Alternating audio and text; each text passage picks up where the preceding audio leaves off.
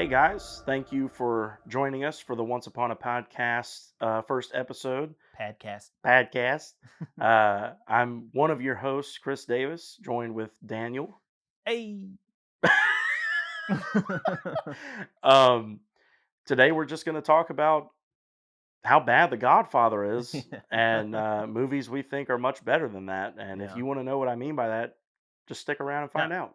if you're hearing that and you're like, "What? You think The Godfather's bad?" Just listen to what we have to say. You might be surprised at what we say, because this was in response to really a greater cultural understanding of the movie, where you feel like you have to like The Godfather, and both of us watched it, and we didn't get the same opinions. So you might be interested in what we have to say. Maybe you're not. Maybe you've already turned this off, and we're just talking to ourselves right now. And also, if you don't like what we have to say in this episode, I promise you're gonna love what we say in the next episode, which is all about the best traits the Godfather has. So just tune in for episode 2. That's going to be a really short episode. All right. Thanks for joining. Without further ado, here we go. Did you ever look into that I movie? haven't yet because I didn't know when we were gonna. I want to be fresh on it when we're Oh, gonna okay. talk about it, but I mean, I intend to watch it whenever we're gonna discuss it.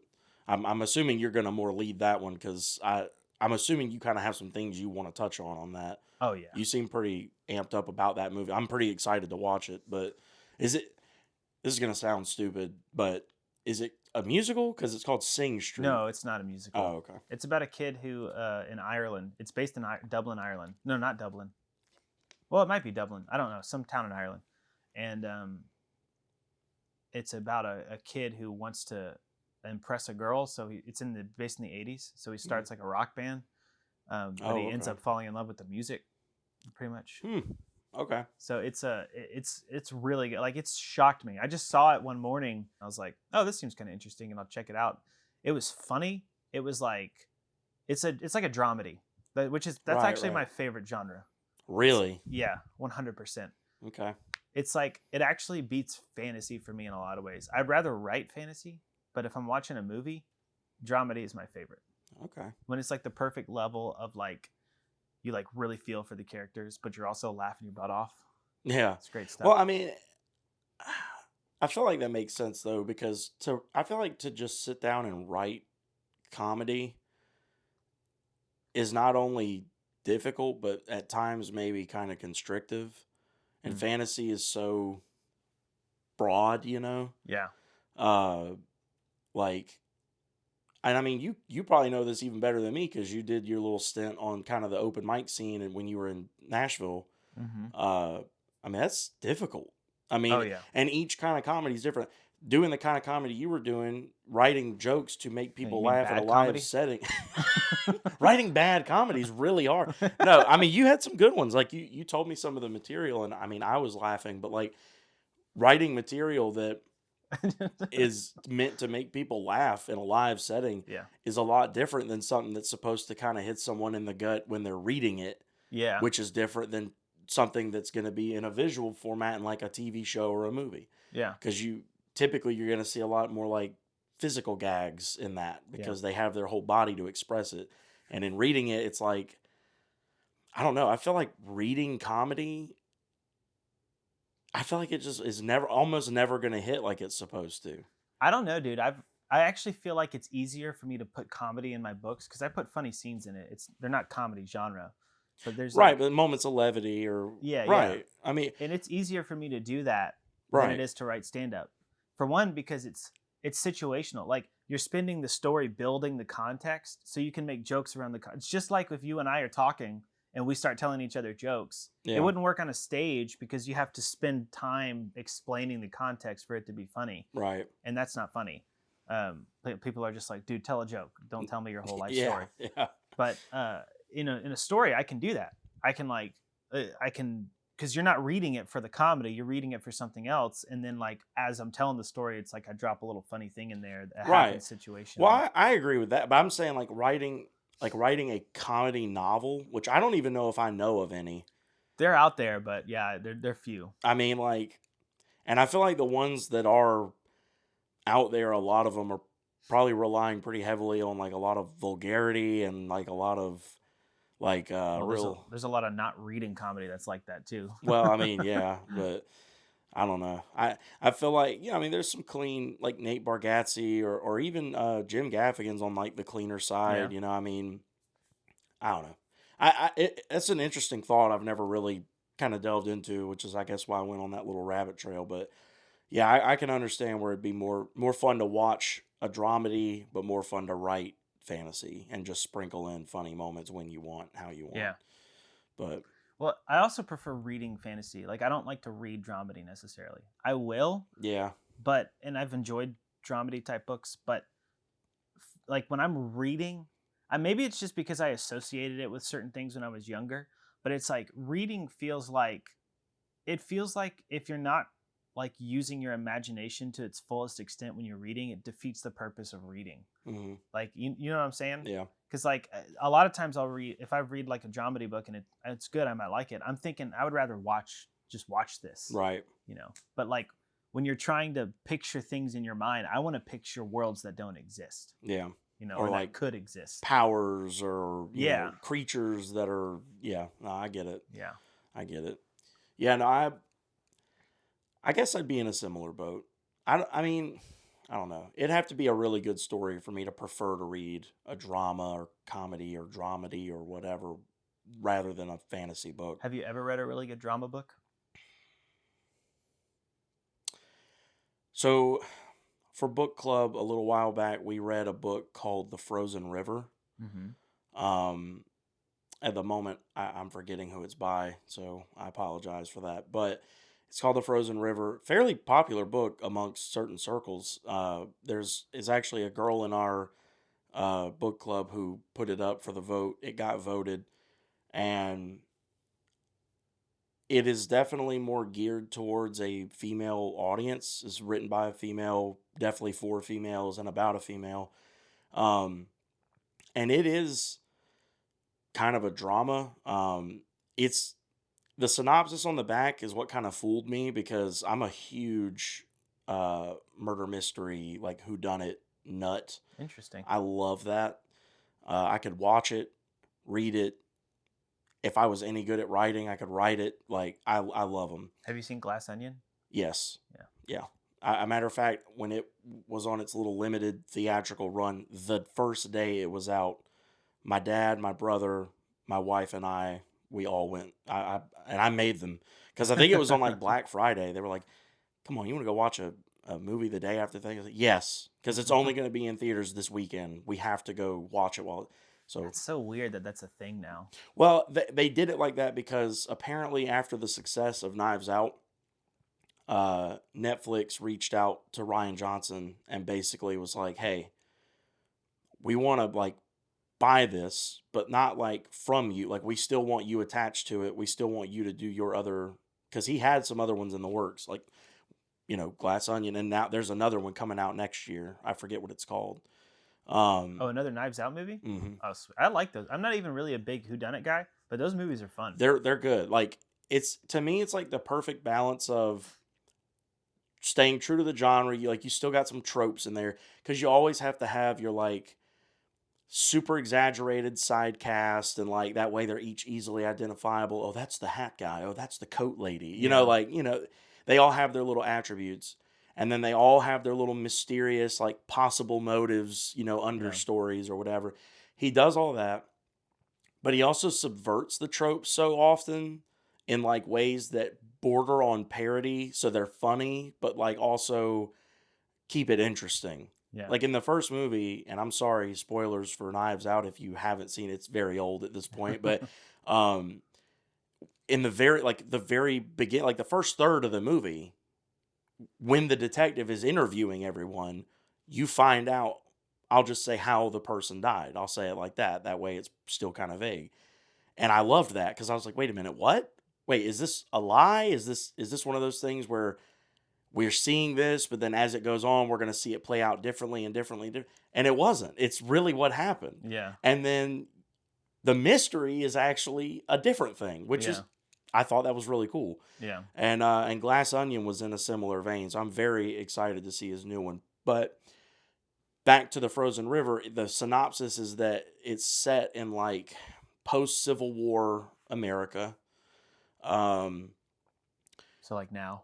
yeah, like anytime after the Civil War, you It's pick a actually in the year. future. Pick a year. Yeah, it's actually set in like 3523. It No, is, I mean, it's post Civil War. it's pretty recently post Civil War.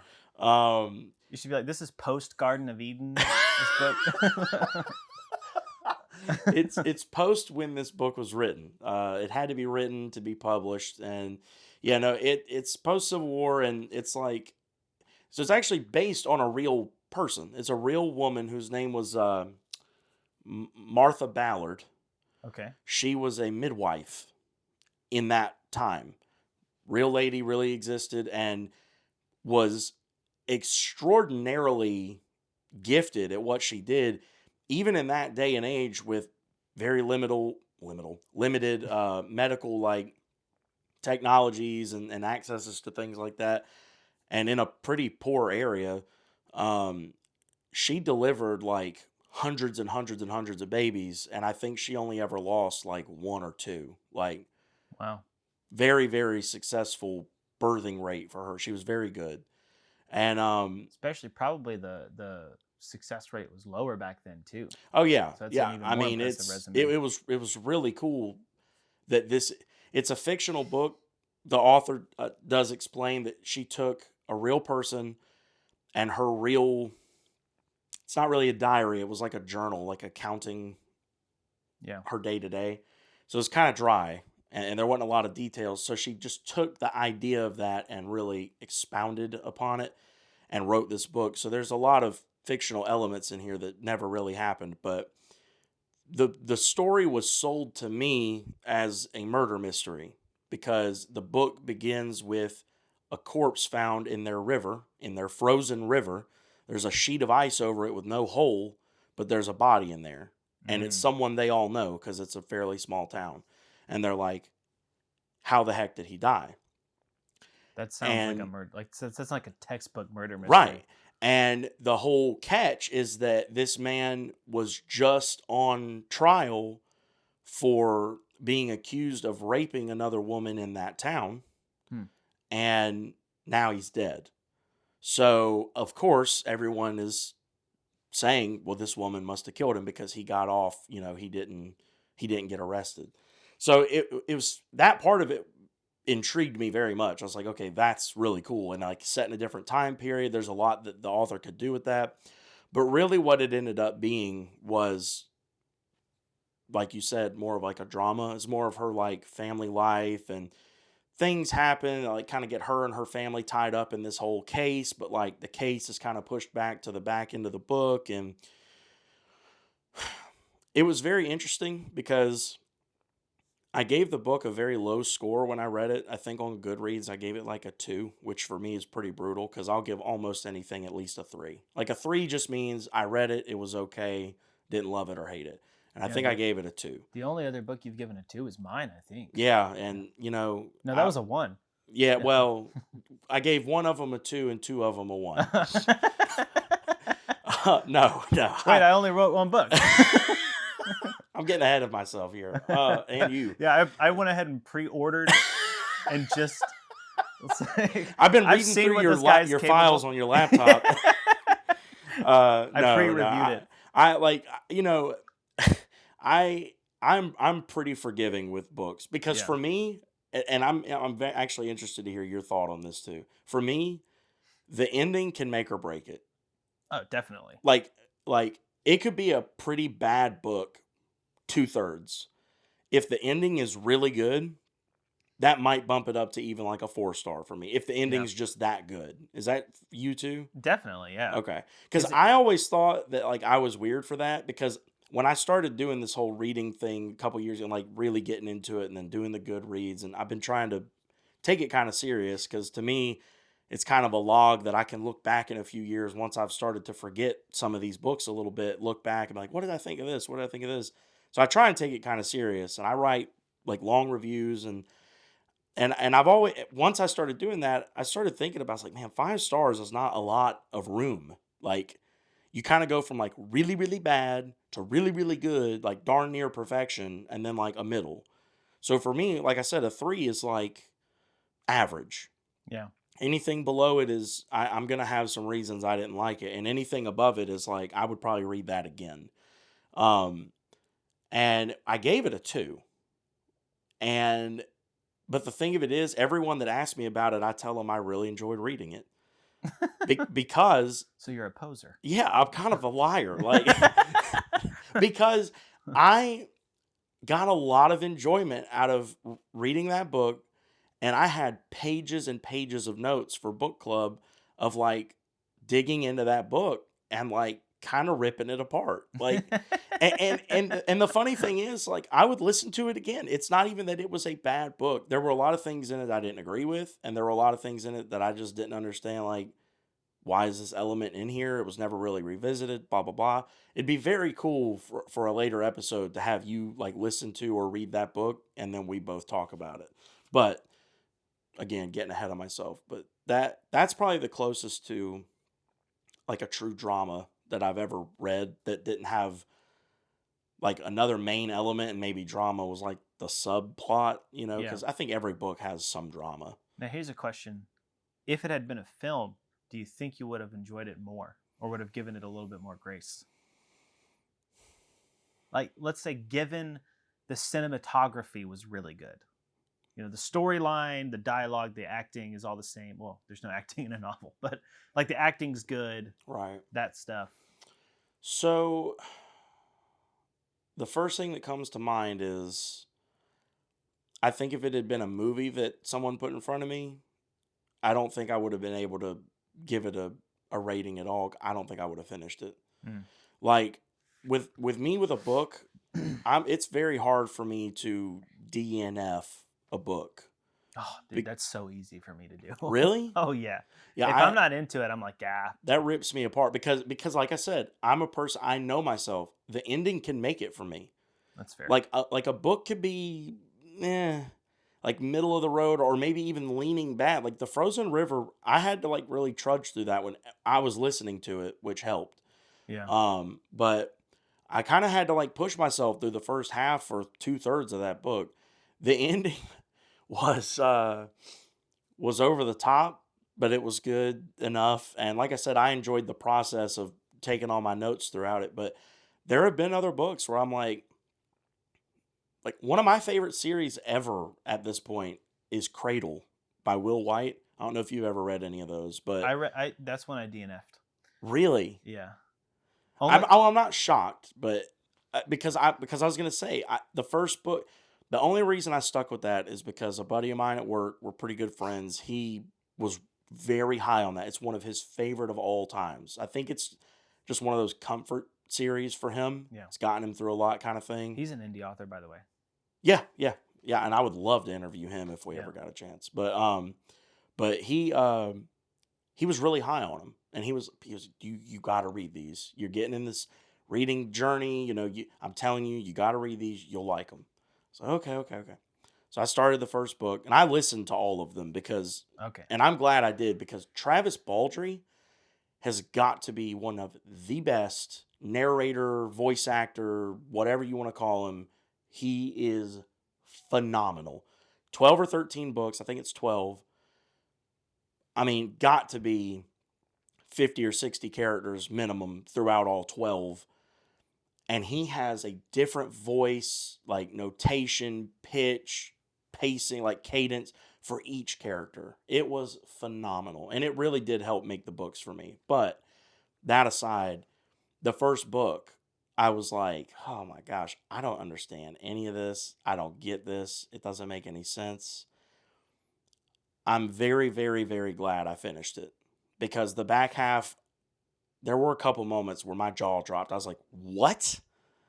What? Yeah. Like it just totally takes a left turn, even Yeah. though I pointed right. It takes a left turn.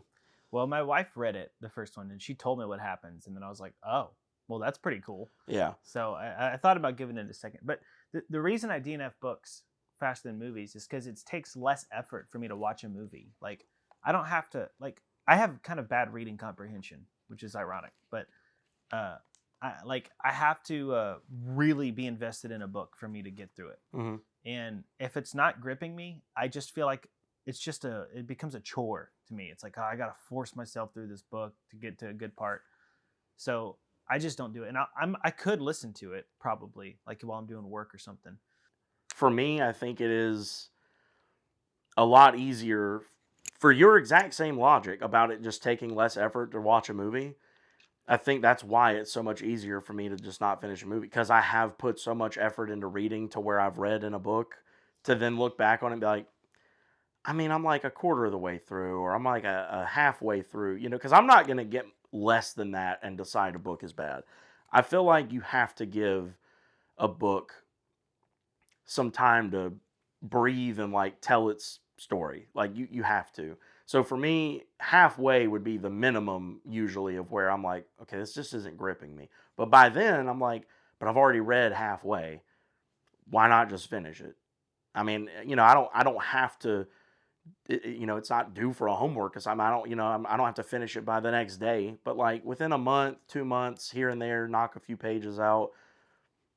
That's why. But like for me, finishing a movie that I just started 30 minutes ago, an hour ago, and I'm like, this is not a good movie. Why would I finish it? Yeah. Like I'm gonna be honest with you. When we talked about The Godfather a while back, and you brought up this thing about The Godfather being like the last good movie or whatever that Yeah. that came out, and we were gonna Well, just just let me clarify. yeah. I did not say that. I was No, quoting no. someone else who said Right, that. right, right. And that's what I'm like. Whatever article, or was it an article or a video No, or I was watching the Daily Wire backstage, and Andrew Clavin. I don't know which backstage it was. I mean, it was years ago. It would be really hard to find. He said something along the lines of The Godfather was like the last greatest movie ever, the last great film that in America, and and a lot of people agreed, or at least semi agreed with the sentiment. And I I hadn't even seen The Godfather, but I was like, what? Like this must be a fantastic film. I mean, you're telling me it's better than all the films I've seen since then, and I first I was thinking, well, maybe he thinks it's an age thing that like because I'm so much younger, I just don't appreciate old movies. But then I got to thinking, I was like, no, that's not true because Rocky was made around the same time, and I love that film. I'm That's actually going to do some research while we're talking because I want to make sure I'm getting my timelines correct here. It's around the same time. I mean, I think it's mid to late 70s. It Yeah, might even be. Godfather 72. Star Wars came out around the same time. Love Star Wars. Star Wars was late 70s, I believe. Yeah, I think the first one was pretty early 70s, like The Godfather. Really? I thought the first one was like between 74 and 77 or something like that, but I could be wrong. Um, But I thought that was the most outrageous thing I've ever heard. And I was like, what? The last great film? Like, what did he mean by that? So that intrigued me enough to have to go watch it. And then I hated Andrew Clavin after I actually watched the film. I had like a grudge with him. Yeah, I mean, I like him for other things and stuff, but um, I was just blown away by that comment. I was like, after watching The Godfather, I was like, this is not only his definition of a good film, but the last great film Right. that has ever been made. Which I want to start off with just saying flat out and plainly, that is probably one of the most asinine things I've ever heard. Yeah, I Like, know. not even because I disagree with it, not even because of that, but just from the perspective of common sense. We're talking about film, which is an art, and by its very definition is so subjective Well, that for you to come out and make such a polarizing statement and you have a platform. I mean, Daily Wire's, I mean, that's a platform. I mean, for you to come out on the Daily Wire and say this is the last great film is insane. I don't remember the exact quote he said, so I hope I'm not misrepresenting him, but I hope you are. we need some controversy to get this podcast going. We need to get off the ground Oh, rolling. yeah. So lie some more. Bigger lies. Okay, The Godfather's awesome. All right, that's too much. That's too far. Way too far. Yeah. But well, I don't. He said something along those lines, like it was the last. Maybe he said it was the last great mafia film. I don't know. Which that's not a really high bar in my opinion because I don't I mean, like. there mafia. aren't a lot of those. There's not a lot of them, and almost none of them are good. Like I just don't like those types of films for one. But it's just about it's just about I What's this can guy's name? Andrew what? Clavin. Clavin? Yeah, it's Klavan. I like Andrew Clavin a lot, like the stuff I've heard him talk about, but I just fundamentally disagree with him. I will push back though on your comment that by definition art is subjective. I don't actually fully agree with that statement. He says this is the last truly great American film. That's what so you found the quote? Mhm. Really? Yeah. Yeah. Yep. Okay, anyway, That's continue. that's a that's insane to me. But I see what you're saying. There's an element of subjective. There's a lot of subjectiveness. That's not the right term, but there's a whole lot that is subjective about it because you have different genres. Like for instance, I don't really like romance, like Pride and Prejudice. I like romantic comedies actually. I don't even care if I lose my man card because of it. Like a good rom com that's pretty funny. You know, it's a family friendly as long as it's not filthy. I don't like those, but uh, Look, I'm a those can be huge a lot of fun. proponent of like The Notebook and Titanic, so Are you you're really? yes. Oh my gosh. Yeah. Well, I don't hate the Titanic. I can stomach the Titanic, but Well, the Notebook I hate. I don't what? Yes, Why? it's just so over the top on the I romance. mean, It's it like has to be. they It's a romance movie. well, that's why I don't like romance movies. It turns it into this like it kind of idolizes romantic relationships in my opinion to the point where it's like it's just too much for me. I don't know. I can see why people might like it, but I don't really like it. I could clap back at that, but we need to get on the roll here Yeah. with what we're What was I even talking? Oh, the subjective thing. yeah. So like there's a huge element of it being subjective. Like for instance, in that example, that's a difference of opinion and genre taste. But I will fully concede that The Notebook is objectively one of the best films in that genre because for one just of its success and how many people like that book and that movie. It's very clearly a well done story because For everyone what it is. exactly. Right. I think subjectively, Twilight is one of the dumbest stories ever told. You know, personally, I think the writing is really bad. Like in the book, Mhm. it's not even like that. The story, it's like the actual writing just is hard to read. Mhm. It's almost as bad as mine, but um, but obviously, I mean, Stephanie Meyer is probably sipping margaritas on a beach somewhere. She doesn't give a rip what I think about it. She's Right. obviously very successful objectively. And Well, like hang on. Let's give the best example that's gonna like blow people's minds of what you hate. of what I hate, Mhm. I don't know. What is this? Sign language? Swish and flick. Oh, yeah, yeah, yeah. Okay. All right, so we're going here. For those of you who can't see, which is everyone because I'm not filming, I just cracked my knuckles. No, Yeah, I mean we don't I got to have. dwell on it, but I mean that to me, if Well, you want to talk about something that's beloved widely, but that you just cannot have, you have no love in your heart for at all, like in any format, yeah, that's a good example. that is true. Harry Potter. Yeah, I hate every aspect of Harry Potter. That will probably I will probably make many enemies with that statement. But I will at least not do the thing Andrew Clavin did. And like I understand why people like it. I really do. I get the um it really like reaches people's imagination at a really young age. Like, you know, there's a hidden wall in the train station that takes you to this hidden city. It's got Yeah. all those kind of cool stuff about it. But I have my reasons for spiritual reasons because of my beliefs, but I also think there's like the story is not quite as good as the hype is. But yeah, but we're not talking about that today. We could. We could. I don't. I mean, I don't care. I'm still trying to finish the thought about oh, okay. So like the last point I'll make about the subjective versus objective thing. Like look at sculptures of the past, like that. I don't even. This is. I'm honestly feel kind of silly for this. But I don't really know most. I know about Michelangelo who painted the Sistine Chapel, but I don't really know a lot of the names of the ones who did the sculptures. Like, was it Michelangelo that did the statue of David? It may You have know, been. it might I'm have. not super big on like that form of art, so I don't really know. Yeah. But if you look at the detail in that stuff, I mean, there's statues where like there's a lady wearing a veil and And it kind of like it's flowing. yeah, Yeah, I've and it seen it. looks translucent Yeah, and it's stone. yeah, I mean, you can't sit here and tell me that like someone who just I saw a guy who was an artist online. I did air quotes. Just I keep forgetting there's no cameras.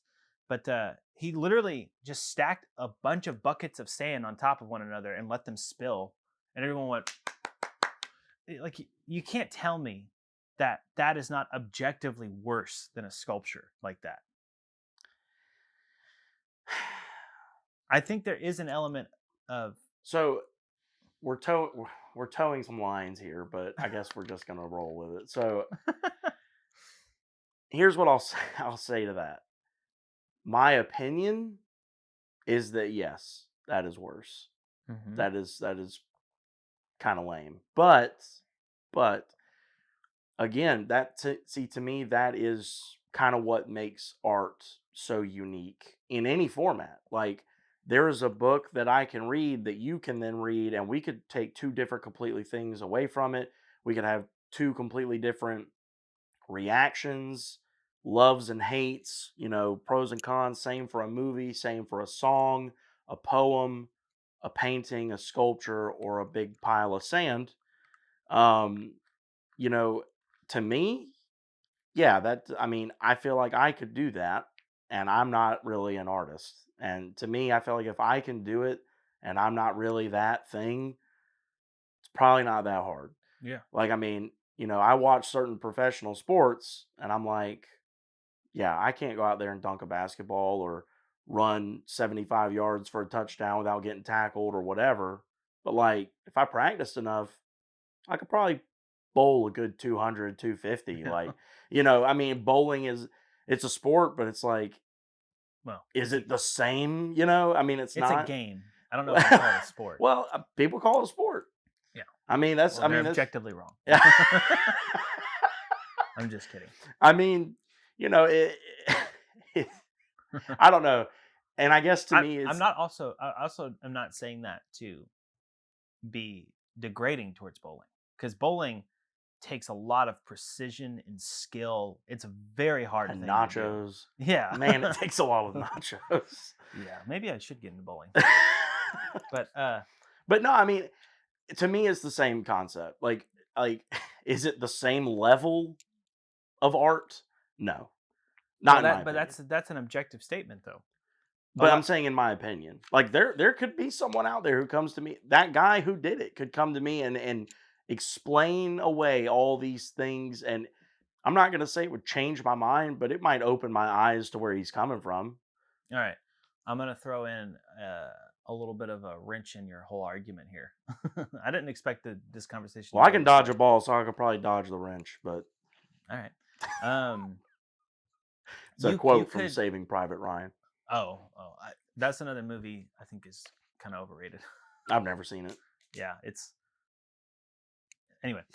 I'm gonna get chase that rabbit trail and forget what we're talking about. What was I talking about? Oh, wrench in the argument. You could make the same case for ethics or morality. You could say someone does an action and we all have different takeaways about what is right and wrong.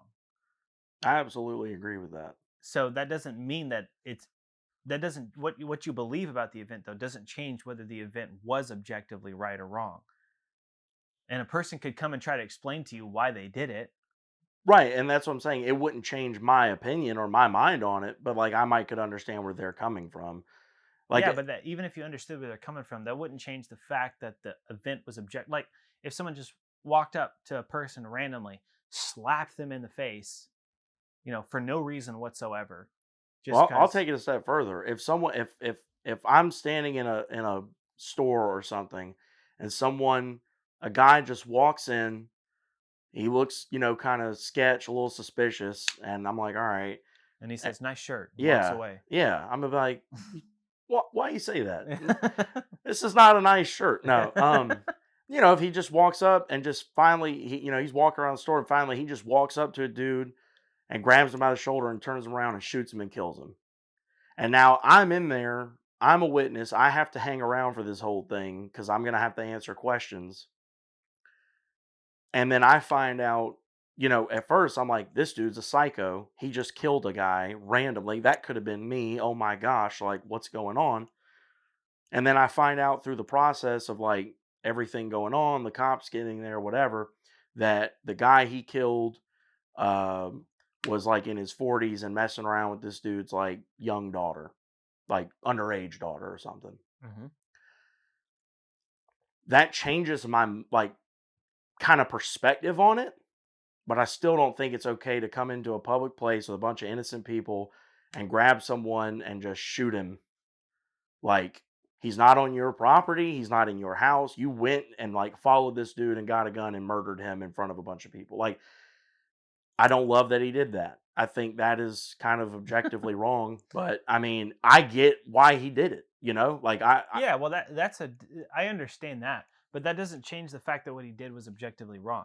You could even go as far as to say, and then I turned out it was an undercover cop, and that was a terrorist, and he was about to blow up the place. So right, the you cop, could but change it to, but yeah, that's my thing though, is like but that doesn't change though the fact that the act actually was objectively good. You just didn't have all the information. That's a different thing between saying it's a subjective event. but that's kind of what I'm saying is like someone dumping a bunch of sand together. I mean, hearing you say it like that, it makes it sound very lackluster. And yeah, I'm gonna agree with you that like that sounds not nearly as cool as that awesome sculpture with the flowing veil or whatever. But if that guy was here and his whole passion in life has been art and self-expression through these abstract versions of art, and he can explain to me what that means to him, it's probably not going to change my mind that that's still a pile of sand, but it will give me more information and at least understand, what he was trying to do. You Yeah, get- sure. I mean, but I would also it depends on the guy. I'm not trying to make judgments about him, but it's also like if art is really your passion that much, you know, people who have like at least give it your best. Like pour yourself into it. oh, I agree. Like if it's really your passion, I'm like, well, you're doing your passion injustice. I agree. And there's a difference too between someone who's just starting out. I'm not going to critique someone who's starting out because we're all bad when we're starting out. I actually think that's really awesome. If someone's putting stuff out there, it's not that good, but they're starting out and they're working on getting better. Right. I have all the grace in the world for someone like that. But someone who claims to be like this big art and people are clapping and it's this everyone's coming to see this artist. It's like we're all playing pretend here. Any toddler can stack a bucket. I mean, probably wouldn't be strong enough, but mentally speaking, Right. if he had a crane, he Yeah. could he could stack a bucket of sand, I don't know bunch what a of big buckets of bird's going sand. to do to help him, but no, I mean, I agree with you, but like, I'm 100% with you on that one because as someone who's big into music and used to do my own raps and things like that, hearing a lot of what's considered popular rap music today, the Yeah, whole mumble rap thing, I mean, there's just no effort, no passion. I mean, there's no version of any poetry left in it at all. yeah. I mean, I get it, and I'm with you. I say exactly what you're saying. You're not doing your art justice. I'm not saying you don't love hip hop, but I'm saying you're kind of ruining it Yeah. with what you're doing. And I would also say they are objectively capable of much more. Most likely, I think so. That's the thing about And if they're not, then I'm sorry, you don't deserve to be making money yeah, off of it. right. That's just my opinion. Yeah. But I agree with you on that. It, But cycling, circling or cycling, whatever. That back to let's get on a penny farthing. yeah, a what? I agreed, and it was like, wait, what I just agreed to? A penny farthing is those really old bicycles with the huge wheel and the tiny one on the back. Uh, okay, Yeah. okay. I was like, all right. Um, You're like, yeah. What? um, circling that back to something like The Godfather. Yeah. So you and I are sitting here in 2024 and talking about how middling that movie was. Do we think that maybe people who grew up with that or like came up around that would genuinely agree that that is the last great American film. No. I You don't mean, think so? no, like, for one, it's a preference thing. I mean, my dad kind of grew up around that time. I mean, I think he's about as old as Andrew Clavin, and he doesn't like The Godfather. I mean, he's like me, he likes Rocky a lot. I don't think he's as big of a fan of Star Wars as I am, but he liked Star Wars. I mean, to say that it's the last great American film, that's just such a bold statement because Mhm. it's not even a great American, like, in my opinion, it's not even a good American film. I don't know. I don't know. It just seemed like So a let me ask then, I mean, on that, I mean, so then why is it so beloved?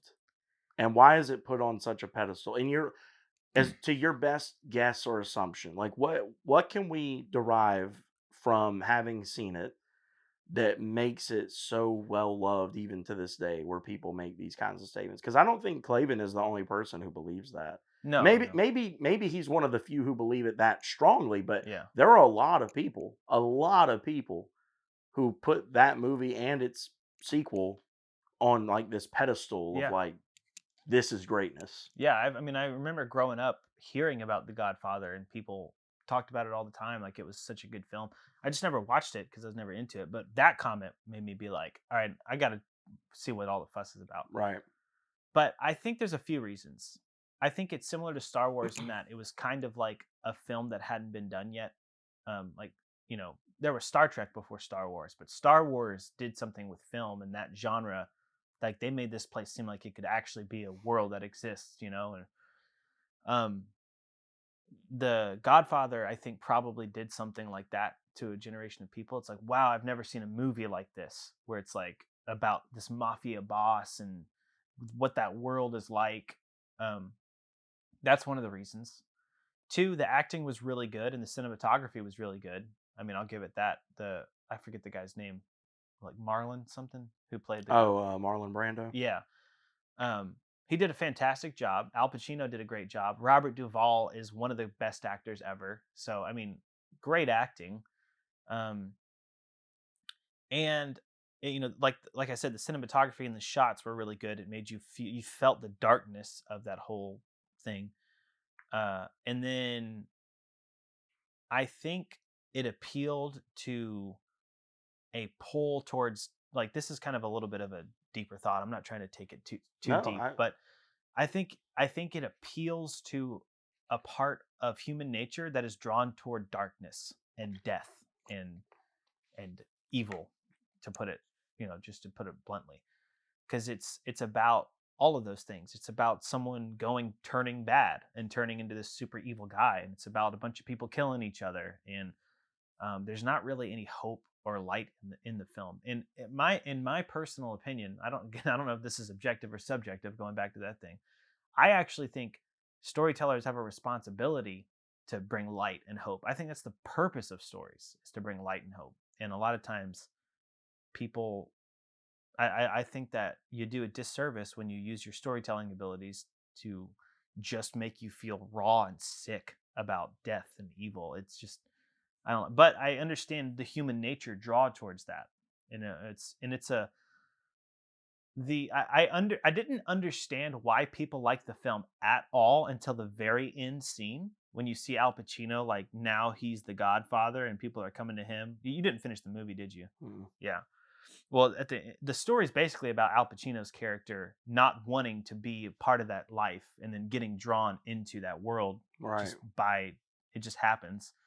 And at the end, his like he think he's basically trying to convince his lady he's out of it now. They finished everything, and then as she's leaving, she turns around and sees these guys coming up to him and making deals with him, and then she looks at, like, they have a final glance, and I was like, oh, okay, now I get what the whole story was supposed to be about. I wasn't even catching that. Like, Yeah. I wasn't even realizing that's what it was supposed to be about until then. Well, I mean, I gathered that he didn't want to be in it, and but it's like he doesn't feel like the main character for a lot of that Yeah, I movie. know. So it's like, why do I care? Yeah. But so I will say this real quick on the note of you talking about stories are meant to bring light and hope and not make you feel raw and sick about death and things like that.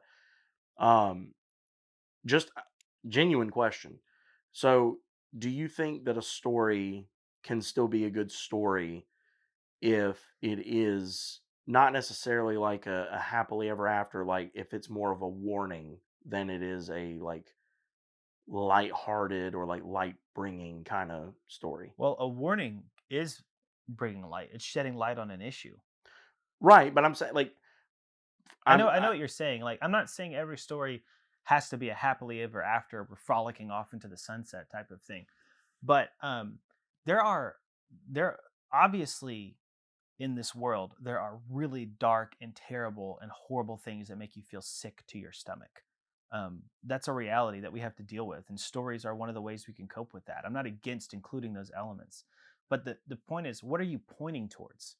Is the message we can't do anything about this, and that's just how horrible and terrible and awful the world is, and we just all need to sit and sulk in it? That's kind of the message of The Godfather. It's just an evil, horrible place, and just a vicious cycle. You're gonna be stuck in this no matter what you yeah, do, kind of thing. exactly, right. Because it kind of that But let me get story. Well, just real quick on that note, like that story almost starts. It's almost backwards. It yeah, starts with the lighthearted. They're at their wedding, yeah, that's and true. he's trying, and then like it ends with him in it anyway. Yeah, It's interesting, but that's anyway, it's basically a tragedy. in That's a way, yeah. yeah, Yeah. But I mean, a lot of classic stories, like back to the days of like Shakespeare, Oedipus, all these things, like are tragedies. that's very true. But I don't really like them. Like Romeo and Juliet, I think is terrible. Really? Yeah, I think it's it's over the top, but I think it's it's an interesting story. well, it's interesting. I mean, it's obviously, like I said before, it's objectively one of the best films in its genre. Oh, you know what? I'll say actually about the like Joker, for instance. That's a movie that just makes you feel raw and sick inside. And I didn't like it for that reason. But I would still say that is a objectively better movie than Godfather. The way the story was told and like the being drawn into the character, it's a similar type genre. Not I mean, it's not a mafia, but it's dark and gritty, and it's about death and evil and how bad the world is. It's a much better told story in Mhm. Joker, than in The Godfather. I even think that's a like. I'm not just trying to dog on The Godfather because No, I mean, like I'm not taking it that way. I'm trying to kind of get some criteria here, I guess, through conversation because for me, like to say The Godfather is the last great American film, which is the statement that this kind of episode is mostly rolling off of here. Mhm. Our whole goal here is to kind of list out a couple of like movies that, in our opinion, have been made since The Godfather, that whether or not they are on par with its level of popularity, and like wide range acceptance, they are good movies, Yeah. objectively. Um, so I guess I'm just kind of trying to figure that out because I get what you mean. Joke, yeah, I could see where Joker is in a similar vein, Yeah. but maybe better told. And that actually lends itself to a point I was going to make, which is that I personally, this is extremely a subjective take. Like I'm by no means saying this is the truth. I personally don't believe any movie that was made like that long ago could ever be called objectively or subjectively the last great movie ever made Oh, because yeah. I think that anything that did something for the first time, while it will always be remembered for that and put on a pedestal for that, kind of like The Godfather, it's the first version. And the Yeah. first version is never going to be as good as what can be done later. And we've seen that time and time again. I mean, you look at like I'm a huge like superhero nerd. You know, I love like the old like the original Batman movie and like the original Superman movie and like those are great. They are fantastic. But I don't think they hold a candle to some of the comic book films we have coming out today. Not all of them, but some of them. So like the ones that are really good are way better than Yeah. those. They just are. Um I think writers and directors and actors have kind of over time gotten that formula and diluted it more to like a concentrated version of like what the fans want to see. Yeah. Um, and I think they've gotten the pacing better, the action better. Obviously, technology lends itself to Right. making a lot of those better. But even if you want to talk about something more grounded, that like, because that's a little unfair. Okay, back then they didn't have that kind of technology. Fine. If you want to talk about something more grounded, I mean, we were just talking about Knives Out. Yeah. I mean, I don't think anyone could convince me that what's that like? It's like a famous murder mystery movie, and I think it's based on like a or there's a board game based off of it. Clue? Clue. Yeah. I don't think anyone could convince me as groundbreaking as Clue was at the time. It had like multiple endings, so depending on which one you went and saw it at, you'd get a different ending. So people were discussing it. That's awesome. Yeah. I still think Knives Out took that formula and years of people doing that murder mystery formula and took it and flipped it on its head and did it better. Yeah. And the cast is better. I mean, the actors nowadays, because they've had all those people to learn from, Yeah. they're better, and that's the whole goal. You want to see art progress. Yeah. So that's my opinion. People could argue with me that that's totally wrong, and that's fine. I'm aware that's very much a me thing, but I just don't think you could ever say anything made that long ago is just the best version of it. I totally agree with that. I mean, I think it's like saying that it's sort of like saying that the inventions like Benjamin Franklin's inventions were objectively better than like the iPhone, Yeah, you know? that's a good point. Like cuz we've had he was the one who I mean, the flip side of that is people completely disregard our ancestors because they're like, "Well, we're so much more advanced now." But that's only because we're standing on the shoulders of giants. Absolutely, Like Benjamin Franklin paved the way for things like the iPhone to be absolutely. invented, and it's stacked up. And I think it's a similar concept. Now, I think that there's a tendency for it to slip back down, and we're starting to see that. Like I think architecture in the past 20 to 30 years has really gone downhill because it's just become about building these huge blocks How with no fast can you get life. a neighborhood up for Yeah, money? Yeah, exactly. That's what come down to. So there's it comes in waves, but like so I'm not saying that everything that's in the future is necessarily better either, but I think it's a similar concept. And this actually came to mind while you were talking. Back to your point about like could you tell a story that's like a warning and it doesn't have to be a happy ending that's but still points to hope. I can think of two really great examples of that. Infinity War um and Sound of Freedom. Have you ever seen Sound of Freedom? I have. Yeah.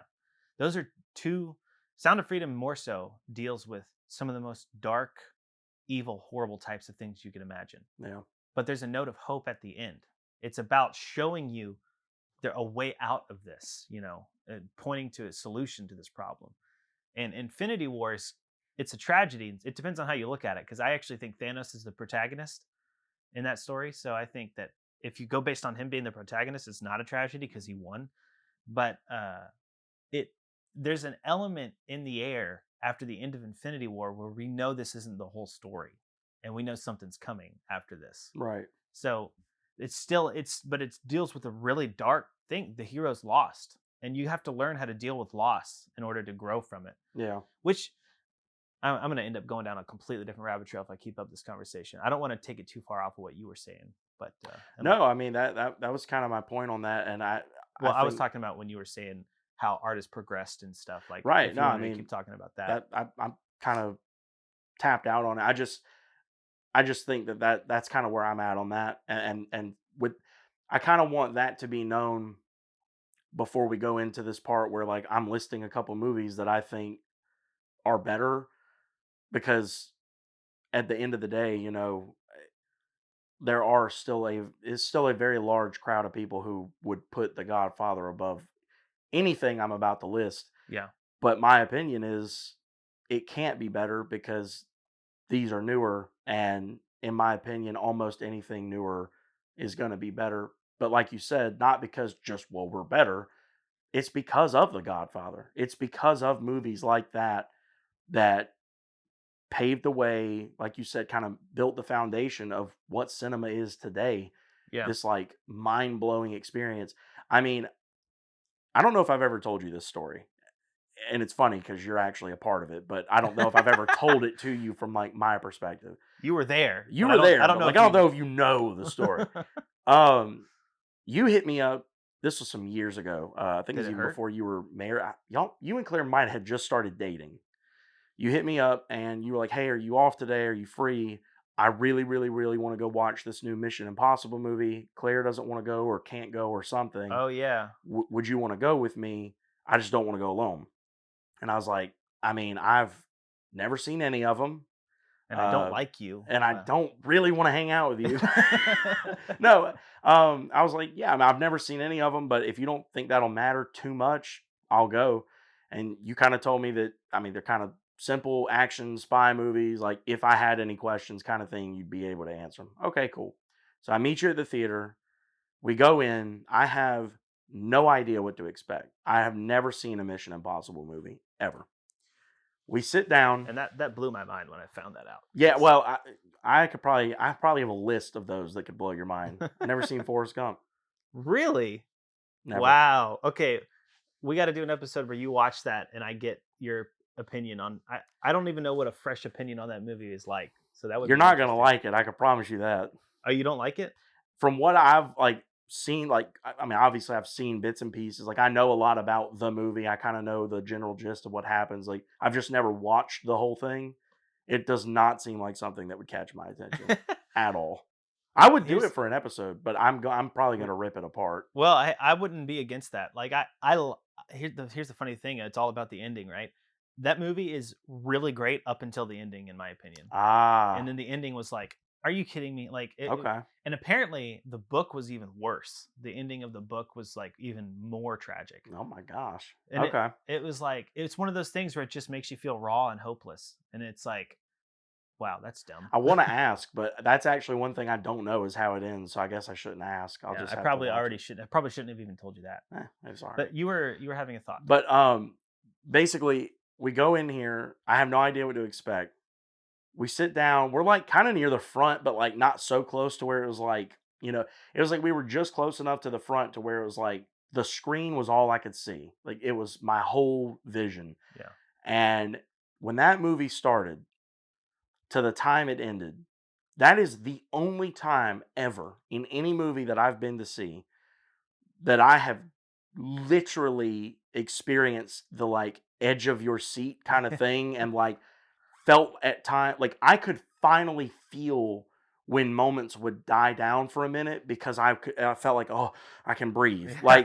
like that. It was like action after action. It was like set piece after set piece, and they were just, it never stopped. And Yeah. when it did, you knew it because like it was like, oh my gosh, like I'm catching my breath for a second. It was a crazy experience for You me. know the final movie's coming out in March. Yes, I have heard that, and I was trying to binge all of them to catch up for the last one that came out, but Mhm. I ended up not making it in time. But I would really like to see the last one in theaters just because it is the last one.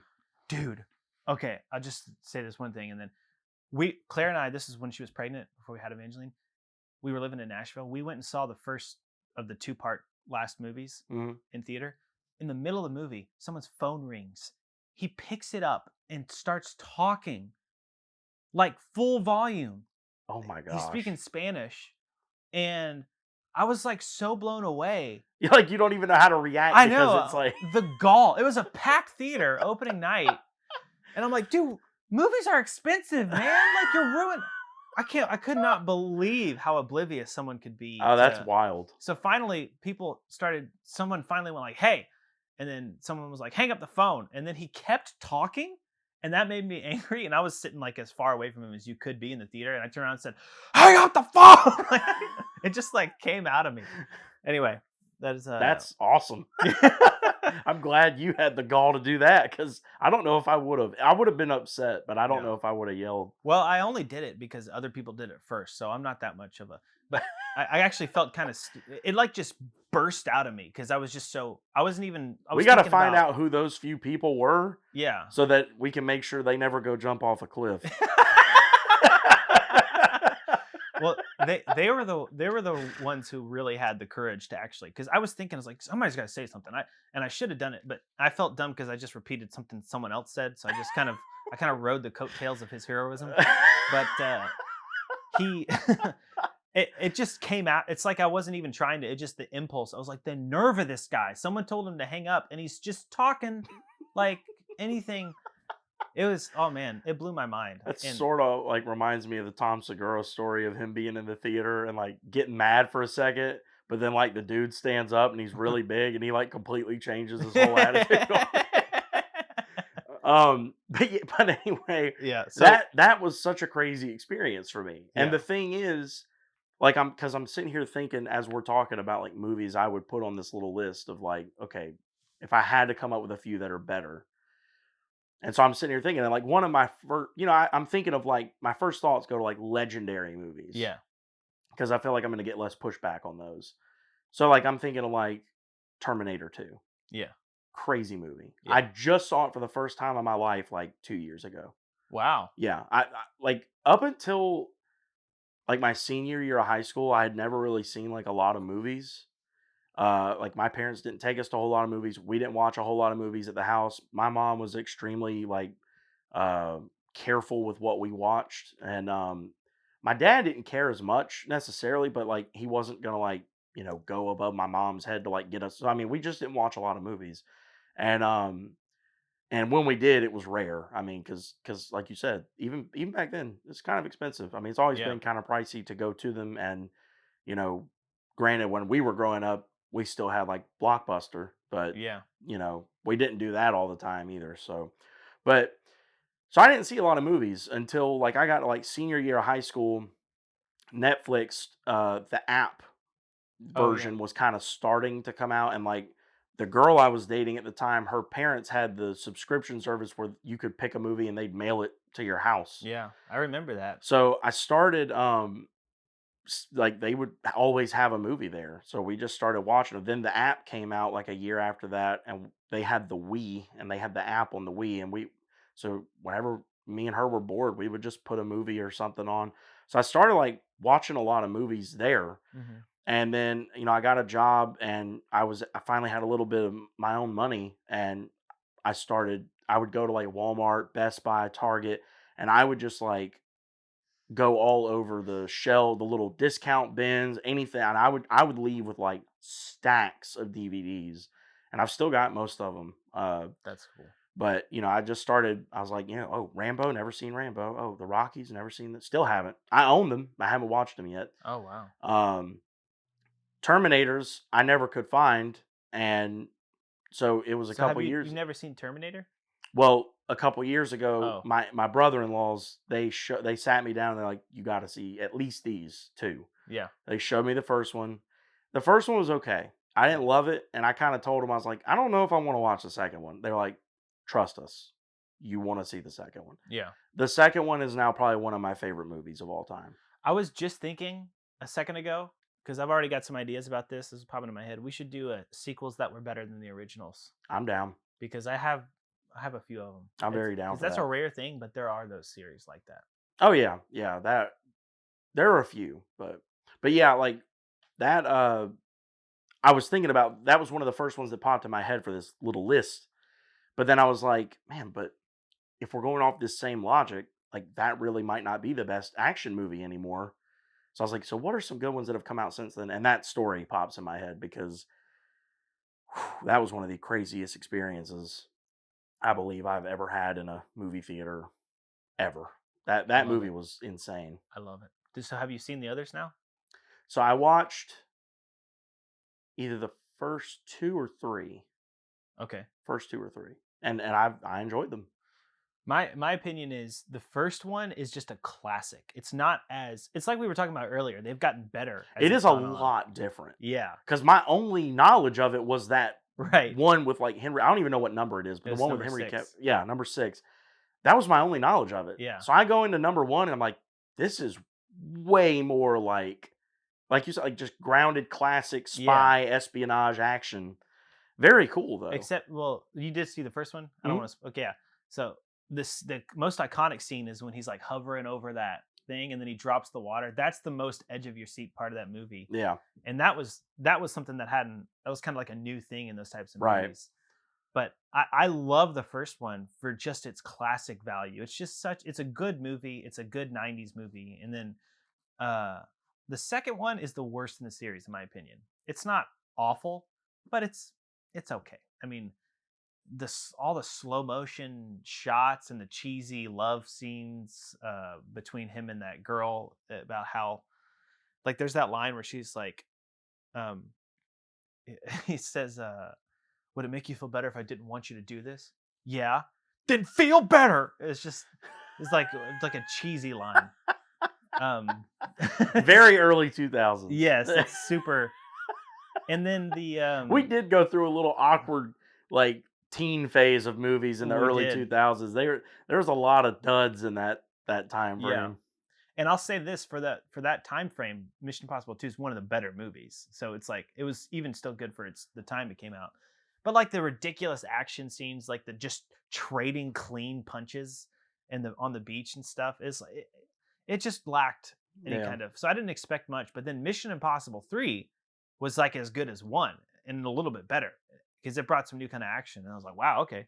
And then 4, in my opinion, That's Ghost Protocol, right? yeah, Yeah. that's when it completely went That to a I new know that's level. one I haven't. So like 4 and 5, Oh, I have not seen. oh, Yeah. dude, you've got.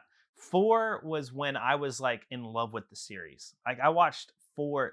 That experience you talked about in the 6th one, that happened to me in 4. And I was like I couldn't. And he was doing he does all his own stunts. So Yeah. everything that you see is I'm actually not the happening. biggest Tom Cruise fan, but I got to give the man credit. Yeah. He's phenomenal at his stunt work. My brother and I have said the almost the exact same phrase. It's like Tom Cruise is kind of a weird dude, but he makes some good action Oh, he movies. does. Yeah.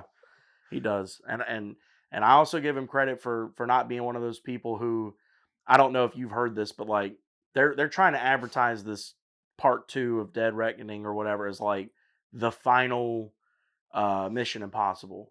But when he's interviewed about it, he refuses to close the door on it. He doesn't want this to be a thing of like, we're gonna drum up more business for it by calling it the last one and then pop back up in a Oh couple years. yeah, So he's saying like he's not closing the door on the fact like he doesn't want to call this the last one. interesting.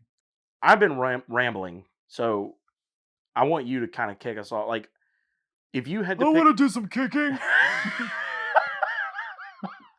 is the Godfather an instrument?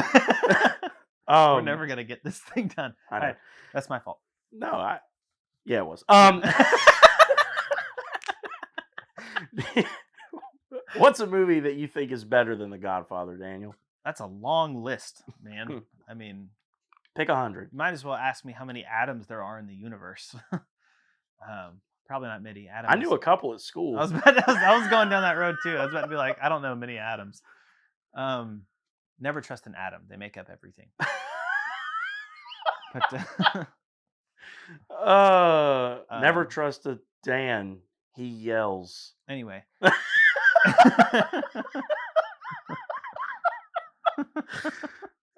You didn't like my Dan yells joke? no, Okay. I want to.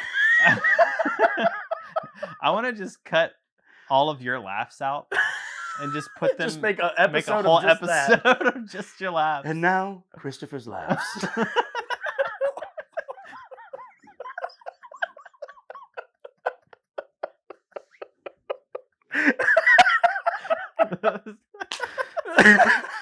I don't even know why I'm laughing. I'm laughing because you're laughing. Oh, You're funny. thank you. Who are we talking about? Movies. Oh yeah. Okay, movies that are better than The Godfather. I like all of them.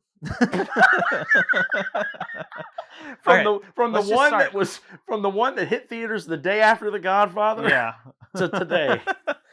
Okay, Star Wars, obviously. Rocky's that's a great American film. I mean, if you're talking about, he said the last great American film. Right. Rocky has got to be one of the top 5 great American films ever. It's one of the best films ever. Honestly, I'm not even really a huge fan of them, but I think both the Terminator movies were better. But not all 9. No, it got too ridiculous after the second movie. It was Yeah, too I dumb. agree. And then Jingle All the Way. Have you never seen that movie? I have. Oh, Isn't that the okay. one where he has to go get the action figure for his? Yeah. Yeah. That movie's so ridiculous, but it's so funny. Home Alone 2. Oh my gosh. That's another one, sequel's better than the original. What? Oh man. Are you for real right Why? now? It's just, I mean, the first one's good. Don't get me wrong, but the second one I thought was just like extremely funny. I just thought it was even funnier than the first one. They're both great, Yeah, but they're both great. I don't know if I could say one's better. Well, I'm sorry to hear that. Um, So, okay. So let me pick one here. So what Spider Man, all the Marvel movies, even the bad ones that I don't like. like Shang-Chi? I okay, after thinking about it some more, Shang Chi was better than I just was trying to get a rise out of you, and I said Shang Chi sucked. I didn't. Now you sound like my brother-in-law. I didn't actually think that strongly about it. You said spoke so highly of it, so I just texted you and was like, dude, Shang Chi. Well, I can't even do words. Shang-Chi. Shang Chi sucked, but it didn't actually. It was an okay film. It was. I think you. It was. I don't like it as much as you did. Well, I mean, I didn't love it. Yeah, It's not like in my probably even top 10, but I mean, for the quality of what they've been putting out the last couple years, that's fair. 2, 3, 4, 5 years, whatever. God, it's hard to believe it's been that long since Endgame. To me, it was upper tier of that. It wasn't even the best of that because I think No Way Home and Multiverse of Madness were better than that. But Yeah. I No liked Way Home was Eternals a lot. awesome. A lot of people hated Eternals. Oh, I thought you said the Turtles. I do love the I Turtles. thought you were saying the Ninja Turtles, but Yeah, you were. I was like, that's a weird way to say it. I do love the And then Turtles. I was like, that's not even Marvel. Have you ever seen Brooklyn Nine-Nine? I've seen bits and pieces. There's an episode where like a convict bus like flips over in the city and they all escape. And near the end of the episode, they're all Jake, Terry, a couple of the characters. They're all in like the sewers looking for the last guy, Hmm. and Jake is being normal Jake and being an idiot, and he's talking about, man, it stinks down here. I can't believe, Donatello and Leonardo like liked it so much. Like it makes sense for Michelangelo because he's kind of a slob, but the other guy and Terry's like telling Jake, shut up. This is not the time. He goes, Terry, we're in a sewer. I'm going to talk about the turtles. So anyway, that That's pretty reminded me of good. that. I like that show. I think it's funny. It is. I was gonna ask, I haven't seen the Eternals, but I want to. like for you, what makes Oh, you were supposed to think of movies too I mean, before. I've got a few. You Okay. want to hear them, or Well, ask me what you're about to ask because I was me. gonna say I wanted to ask, like, just I mean, instead of just listing, which I mean, I guess we could both list and then delve more into it if that's how you want to tackle it. But I was gonna ask, like, kind of what, like, pick one of your movies or something, or even a different one. I just want to hear like your reasoning, like your version of why X movie is better than The Godfather. Well, I've already said why, for like the most part, is because I think The Godfather fundamentally has a flaw where it's about darkness and evil and not and no light of hope. Um, but it's also just not like you said. I didn't even realize he was the main character until the end. Um, Al Pacino, like I thought it was all about The Godfather, and the way the Godfather just dies was like, so he's just playing with his granddaughter in a field and he Yeah, just dies. I'm like, like an assassin or something. yeah. Yeah, And I hardly even understood why all these people were dying throughout the whole thing. yeah. It's all kind of a blur to me. It doesn't make any sense. And I don't know. Maybe it's just because I don't understand that world or that genre very well, but it's just like people are just killing each other for no reason. And then I understood some of the reasons the characters did some things, but not all of it. And then so the plot, okay, you're telling me reasons why the other films are better. The plot's easy to follow. I'm invested in the characters. I care about what they want and I understand their motivations and why they're trying to do what they're going to do, and the problems that they face are specifically related to those goals and motivations. I mean, it Mhm. just basic story type stuff. I wonder if, like, in its time, like in that day and age, like when it came out, if like him dying was like a plot twist in the movie. You know what I mean? Like it didn't come across that way to me because it felt very Yeah. underwhelming when it happened. But like I wonder if it was meant to be like a whoa, holy crap, he died? Probably, but the thing is I didn't care about the character at That's all. what I'm saying. I mean, for me and you, I don't think it hit how maybe they intended, if that's what they intended. But I'm wondering, like if back then, like, Like you said, it's called The Godfather. He's the Godfather, and he was one of the, like, bigger named actors on the list for that movie. Yeah. I wonder if, like, going to see it and then, like, there was the close call with him dying earlier and he survived. And then he's, like you said, he's on, like, that ranch or whatever, and he's playing with his grandson or granddaughter or something, I think whatever, it's his granddaughter. granddaughter out in the, like, flowers and stuff, and there's all the sheets flapping, and then bam! And it's like, I wonder if that was, like, meant to be like, "Oh my gosh, like, he died, he's dead this time." Yeah. You know what I mean? Probably that's what they meant, but it did not hit me that way at all. I was just like, "What?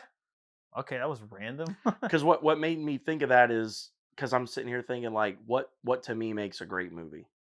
And to me, like, I don't think every movie has to have this, but I can't think of a movie that had a good one that didn't benefit from it, and that is a plot twist.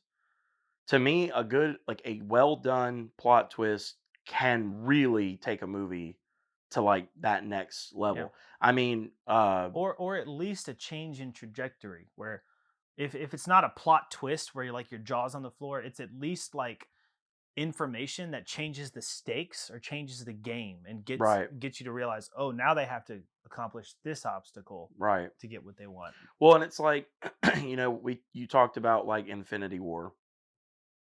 To me, Infinity War, it's probably one of the best, like, blockbuster movies that has come out in decades. Yeah. Like, it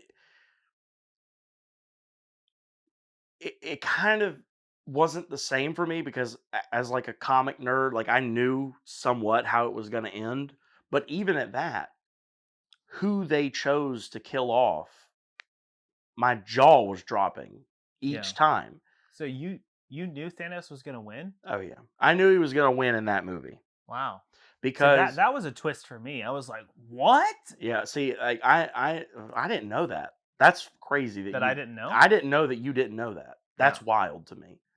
I don't know well, I thought so the comics of Thanos came out how long when did Thanos first appear in the comics, do you So know? the first Infinity War run was, like, back in the 60s or 70s. Really? Yeah, I didn't realize it was that old. very old story. So Now did they made some massive changes for the I movies. know one of the things they changed was Thanos' motivations because in the comics he was in love with death, right? Mhm. Yeah. I like what they did in the movies better from what I've Yeah, heard. I think it hit better. They wanted to make him a more dynamic, like, nuanced villain, and I liked it Me because too. I really liked that he so soundly beat them in that movie, and really, he wasn't even, like, animalistic about it. Like, Yeah. he never hurt anyone that he didn't have to. Yeah. He just wanted to do his thing, Yeah. and he kinda it was kinda like he had this air about him that, like, he almost expected them to let him because he was so convinced that what he was doing was the right thing, Yeah. and I did like that, and Yeah. I st again, as a comic nerd, like, I like the idea that death, like, there's this, like, embodiment of death, and, like, he's in love with her, and to, like, impress her, he wants to do this. I think that's cool, it's a cool concept, but I don't think it's very nuanced, and also I don't know if it woulda hit the right way with, like, general audiences. Yeah. Um, but yeah, I really enjoy what they did with it. But yeah, I knew, like, that's how the comic run goes is he does end up collecting them all, and he does snap half of the heroes and stuff away. Like, they all just vanish, and then they have to, like, regroup after some time and figure out who's left. And now in the comics, Adam Warlock, who's in Guardians 3 after all of this, in the comics, he's already around and he's, like, super crazy powerful, and he ends up actually putting the gauntlet on and bringing people back and stuff like that. Really? Yeah.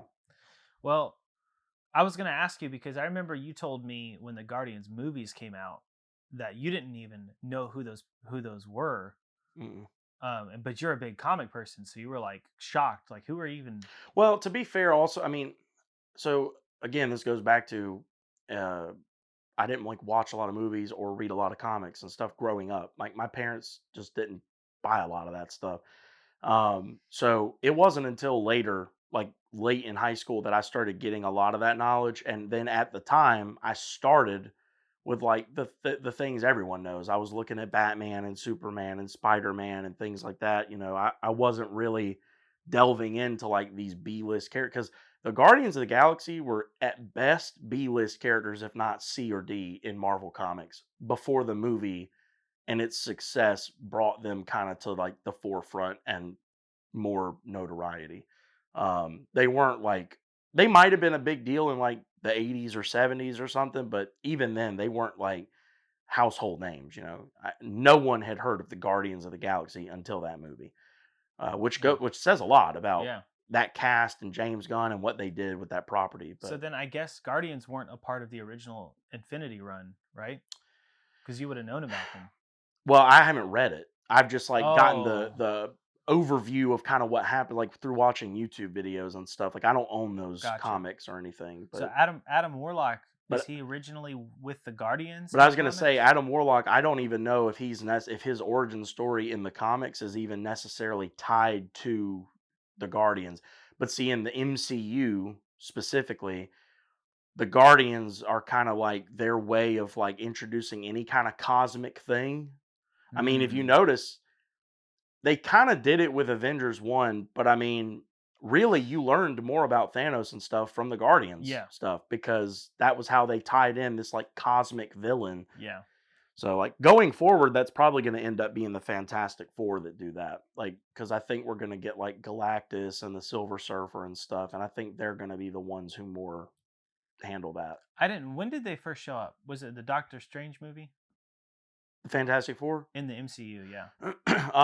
Well, yeah, Reed pops up in the Doctor Strange 2 movie briefly, Okay. but it doesn't even really matter because they're not sticking with Krasinski for Reed. They got, Really? Pedro Pascal.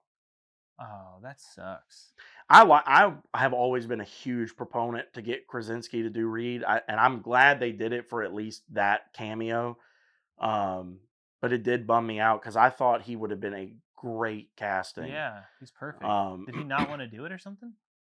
I don't know. I don't know. I can imagine. I'm imagining probably not because he's so well loved. I mean, he like anyone who's a fan of him is really a fan of him. Like they'll watch anything with him in it because of Yeah. like his time in the office and stuff. So I can imagine that, yeah, probably he didn't want to sign on for something as beefy as like a Marvel contract. That makes sense. We may still see him again though, like in Secret Wars or something. But I guess to move on to like one I would pick, have you ever heard of the Nice Guys? No. That's one of my favorites of all time. Like that, Does it have Ryan Gosling in it? it does. I think I've heard of it. I haven't seen it though. That might be. Is this like a Godfather type, same genre type movie? So no, but the reason I picked it is because Godfather's kind of like a period piece in a way, I would think. I mean, it was filmed back in the 70s, but like do you get a 70s vibe from it? From the Godfather? Yeah. I well, that's a good question. I was gonna say yes, but I think only because of how it's filmed. Like it Well, this because of when it was filmed. yeah. But see, that's what like for me, I guess I worded that wrong. I don't think it's a period piece. I worded that wrong. Because to me, I get no strong vibe of like the setting. Yeah. Nothing about the setting sticks out to me. None of the set pieces or anything. I mean, I remember the field where he dies, Yeah. and I remember the beginning scene where they're kind of in a dark room and then kind of outside in the yard for a little wedding. But I mean, nothing else really like, you know, the Nice Guys it was shot in like the late 20 teens. I don't remember what year, but it or 2010s ish. Anyway, it but it's set back in like the 70s in Hollywood, California.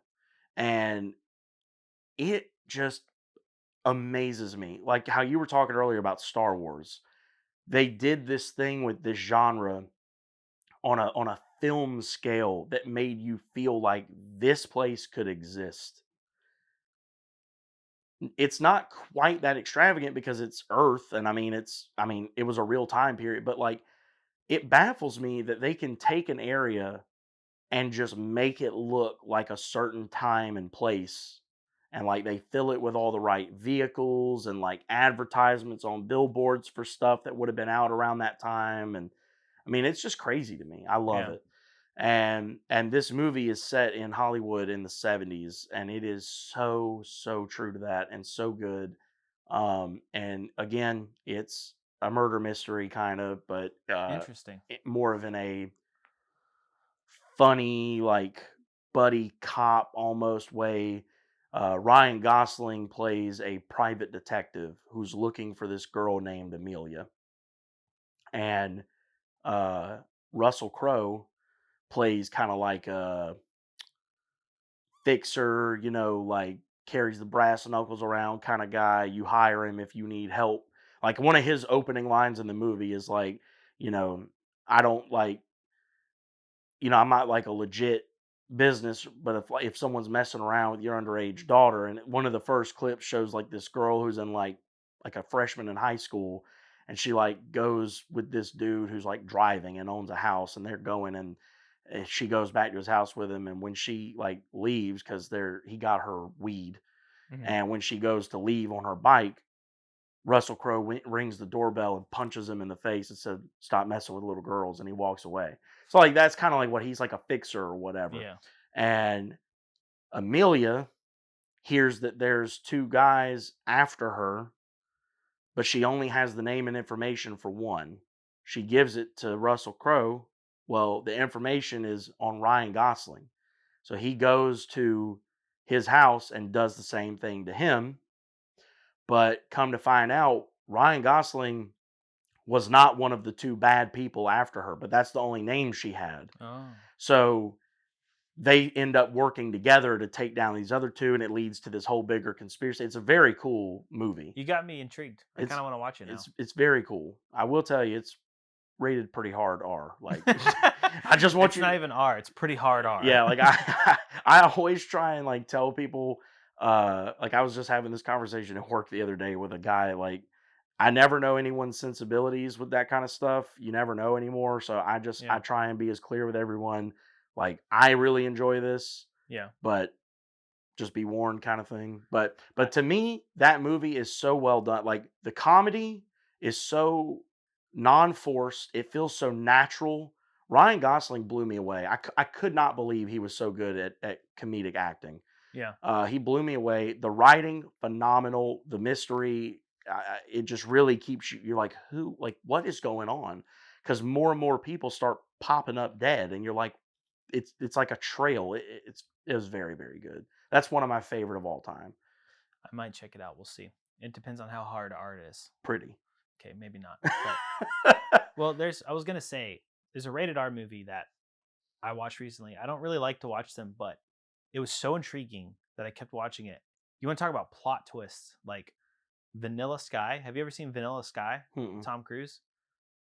That movie is one of my favorite movies, and I hate that it's rated R because it's got some scenes in it that, like, I was skipping through them because like, why do I have to include this? But there's one of them where obviously something very important to the plot happened that I missed, and I had to go back and like watch through it, and I was like, oh dang. But the ending especially, but the whole movie is just like, what's going on?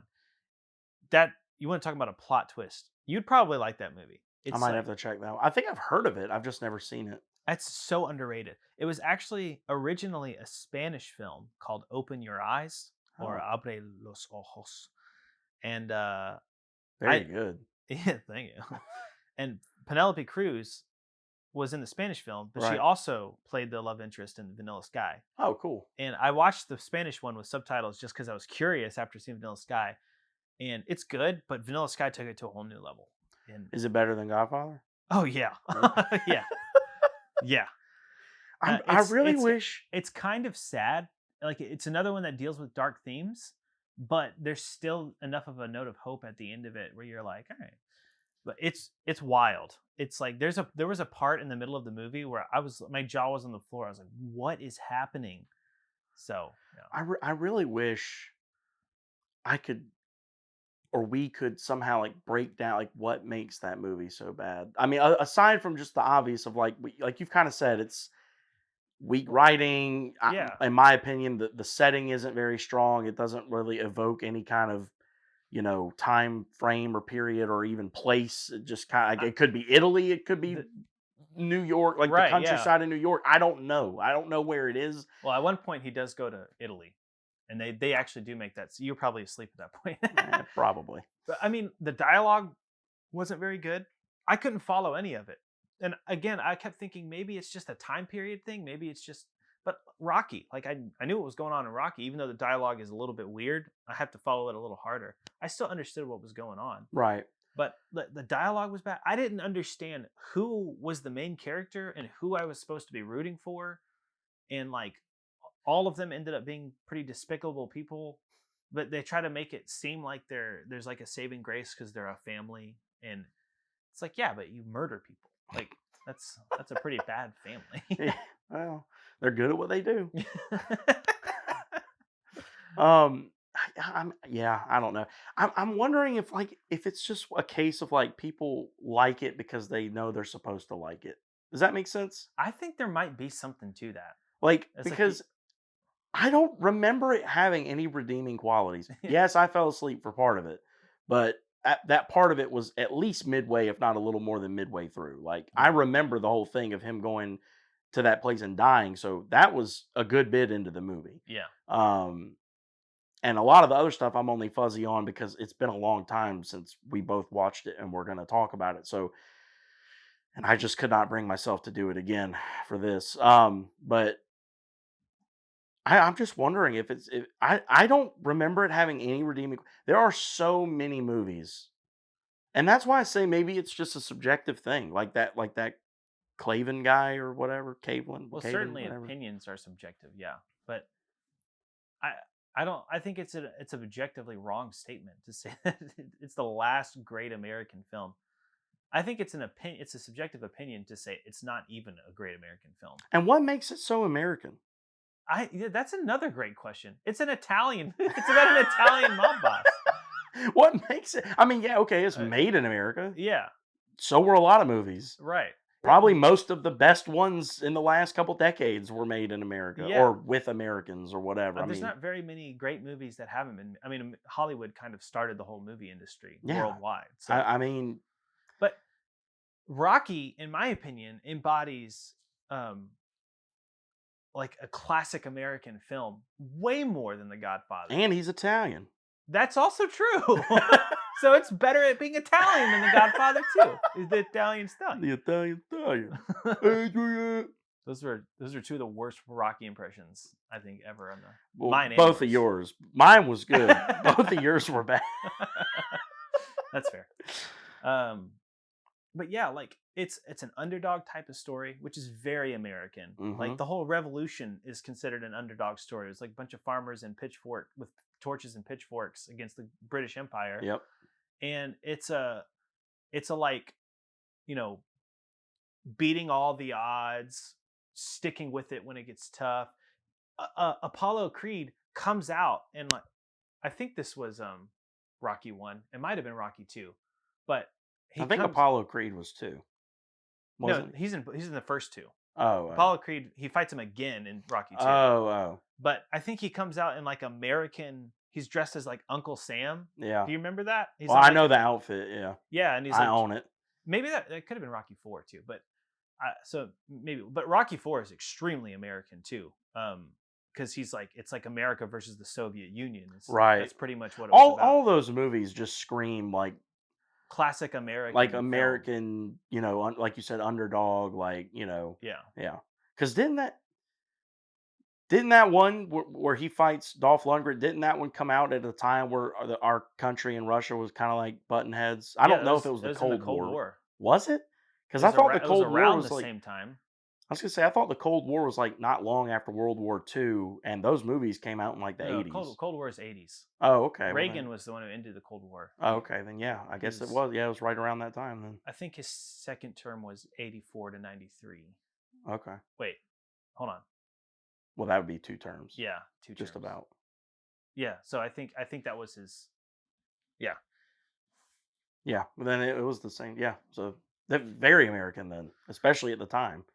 I guess kind of in closing, we want to thank our sponsors, Daniel's parents, for letting us use their room over their garage. We're totally not grown adults. Oh, you just But broke their candle. yeah. He did not break it. Just in case you're um, listening, Dad. but no, I mean, thank you guys for listening. Were you doing the official closing right there? Yeah. Oh, I'm sorry. I thought you were just joking around. I just ruined it. All right. Thank you guys for tuning in, listening. This is just the first one or one and a half or two, however we're going to cut this episodes. We have a list of stuff we're amalgamating to talk with y'all about. We're really looking forward to it. And I think Daniel wants to throw in a word about kind of the future of where this is going. What? No, I'm just kidding. No, I was just gonna say, thanks so much for tuning in to our very first episode of Once Upon a Podcast. Really excited about this. This is a lot of fun. If you're watching on YouTube, we do plan to have video at some point in the future. We just don't have that set up now. So if you like what you heard, be sure to share it with your friends, spread the word, and that's all I have to say about that. Still Mr. haven't seen that. Yeah. Is that it? I guess so. All right, that's a wrap, everybody. Yay! Yay. We're gonna have to like Photoshop a crowd in, or whatever the audio version Photoshop. of Photoshop it. Or we're gonna have to audio shop a crowd. This podcast was recorded in front of a live studio audience. That actually is pretty funny. We should do that. I'm just gonna add laughing tracks when you're being totally serious. Yeah.